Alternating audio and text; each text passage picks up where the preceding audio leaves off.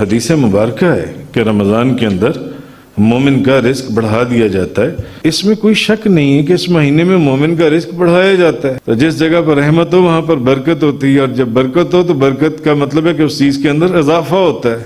صحت میں برکت ہوگی. روزہ بذات خود ڈاکٹرز، طبیب، حکیموں نے بھی کہا کہ روزہ رکھنے سے آپ کی صحت کمزور نہیں ہوتی بلکہ آپ صحت مند ہوتی ہیں. اللہ تعالیٰ آسمانوں کے دروازے کھول دیتا ہے. جب اللہ کی رحمت نازل ہوتی ہے تو چیزوں میں برکت ہوتی ہے، چیزوں میں اندیکھی برکت ہوتی ہے، مومن کا رزق بڑھایا جاتا ہے. یہ تو نبی کریم صلی اللہ علیہ وسلم کی حدیث مبارکہ ہے کہ رمضان کے اندر مومن کا رزق بڑھا دیا جاتا ہے.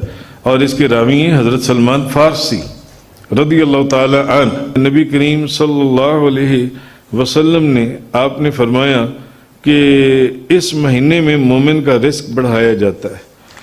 تو اس میں کوئی شک نہیں ہے کہ اس مہینے میں مومن کا رزق بڑھایا جاتا ہے. وہ کیسے؟ جیسے میں نے آپ کے سامنے پرسوں چوتھ حدیثیں رکھی. اس مہینے کے اندر اللہ تعالیٰ آسمانوں کے دروازے کھول دیتا ہے. اور آسمانوں کے دروازے مفسرین نے فرمایا اس لیے کھولے جاتے ہیں، اللہ کی رحمت نے نازل ہونا ہوتا ہے. جب اللہ کی رحمت نازل ہوتی ہے تو چیزوں میں برکت ہوتی ہے، چیزوں میں اندیکھی برکت ہوتی ہے. مومن کا رزق بڑھایا جاتا ہے. پھر اس مہینے میں جنتوں کے دروازے کھول دیے جاتے ہیں. اس مہینے میں مغفرت کے دروازے کھول دیے جاتے ہیں. اس مہینے میں برکت کے دروازے کھول دیے جاتے ہیں. اس مہینے کے اندر جون سے جہنم کے دروازے بند کر دیے جاتے ہیں. پھر ایک حدیث میں ہے کہ اس مہینے میں جنتوں کے دروازے، آسمانوں، اور ایک حدیث میں کہ رحمت کے دروازے کھولے جاتے ہیں. تو جس جگہ پر رحمت ہو وہاں پر برکت ہوتی ہے، اور جب برکت ہو تو برکت کا مطلب ہے کہ اس چیز کے اندر اضافہ ہوتا ہے. تو مومن کے رزق میں اضافہ ہو جاتا ہے. ایمان والے مومن کون ہے؟ کلمہ پڑھنے والے، اللہ کی وحدانیت اور اس کے رسول کی نبوت، اس کے رسول کی رسالت کا اقرار کرنے والے. مومن کے رزق میں اضافہ ہوتا ہے.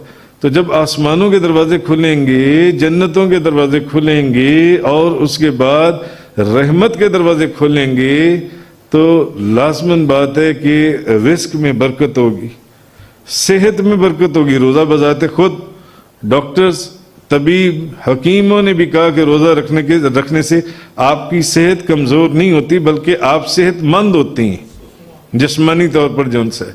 تو مومن کا رزق بڑھا دیا جاتا ہے. مومن کا رزق یہ تو تھا ایک حدیث کے مطابق جواب جون سے، حدیث کے مطابق، قرآن حدیث کے مطابق جو میں نے دینے کی کوشش کی کہ اللہ کی رحمت کے، برکت کے، نعمت کے، آسمانوں کے، جنتوں کی طرف تو رحمت تو نازل ہوگی، مومن کے رزق میں اضافہ ہوگا برکت کے اندر جون سے. اب ظاہری بھی آپ لے لیں، ظاہری تو اب آپ یہ لے لیں کہ آپ اپنی مثال لے لیں. جنہوں نے آپ نے سوال کیا علامہ ندیم صاحب نے، کہ آپ اپنی مثال لے لیں. جب آپ رمضان میں آپ روزہ کھولتے ہیں تو آپ کیسے روزہ کھولتے ہیں بتائیں؟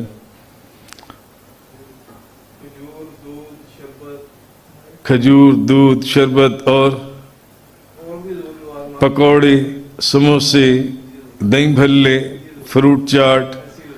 اچھا مجھے ایک بات بتائیں، باقی سارا سال کیا باقی سارا سال مغرب کے وقت کیا آپ کے گھر میں یہ اہتمام ہوتا ہے کہ مغرب کے وقت شربت بھی بننا چاہیے؟ اب آج میں ٹیبل کے اوپر، میں روز دیکھتا ہوں ٹیبل کے اوپر دودھ بھی بنا ہوتا ہے، روح افزا کا شربت علیحدہ بنا ہوتا ہے، دودھ تخم بالنگے والا علیحدہ بنا ہوتا ہے، اس کے بعد املی آلو بخارے کا شربت علیحدہ بنا ہوتا ہے،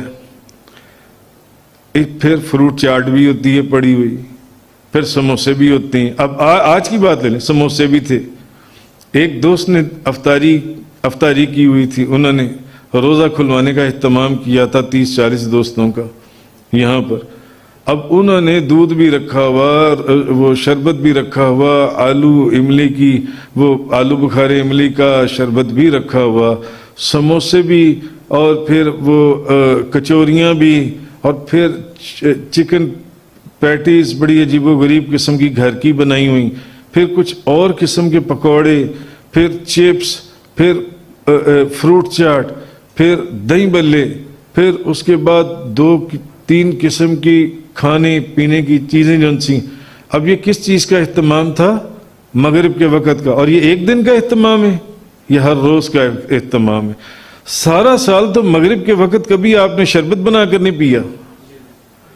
ہم نے سارا سال کبھی مغرب کے وقت دودھ بنا کر نہیں پیا. سارا سال مغرب میں میں اپنے گھر کی بات کرتا ہوں، آپ لے لیں اپنے گھر کی مثال. سارا سال تو مغرب کے وقت نہ دودھ ہوتا ہے، نہ شربت ہوتا ہے، نہ کوئی تخم بالانگے والی چیز ہوتی ہے، نہ یہ املی آلو بخارے کی نہ فروٹ چاٹ ہوتی ہے، نہ دہی بلے ہوتے ہیں، نہ پکوڑے، نہ سموسے، نہ کچوریاں.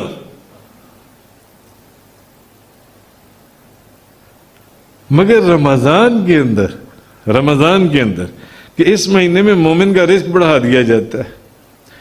بظاہر آپ نے روزہ رکھا ہوتا ہے، مگر جب آپ افطاری کے وقت روزہ کھولتے ہیں تو اس وقت کیا آپ کی کیفیات ہوتی ہیں؟ آپ الحمدللہ رب العالمین اللہ کی نعمتوں پر ٹوٹ پڑتے ہیں.